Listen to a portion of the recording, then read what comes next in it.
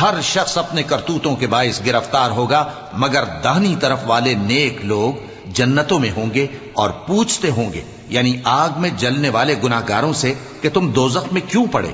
وہ جواب دیں گے کہ ہم نمازیوں میں شامل نہ ہوئے، اور نہ ہم فقیروں کو کھانا کھلاتے تھے، اور ہم بحث کرنے والوں کے ساتھ مل کر بحث کرتے تھے، اور روز جزا کو جھٹلاتے تھے، یہاں تک کہ ہمیں موت آ گئی۔ تو سفارش کرنے والوں کی سفارش ان کے حق میں کچھ فائدہ نہ دے گی۔ ان کو کیا ہوا ہے کہ نصیحت سے روگرداں ہو رہے ہیں؟ گویا گدھے ہیں کہ بدک جاتے ہیں، جو شیر سے ڈر کر بھاگ جاتے ہیں۔ اصل یہ ہے کہ ان میں سے ہر شخص یہ چاہتا ہے کہ اس کے پاس کھلی ہوئی کتاب آئے۔ ایسا ہرگز نہیں ہوگا۔ حقیقت یہ ہے کہ ان کو آخرت کا خوف ہی نہیں۔ کچھ شک نہیں کہ یہ قرآن نصیحت ہے، تو جو چاہے اسے یاد رکھے، اور یاد بھی تبھی رکھیں گے جب اللہ چاہے۔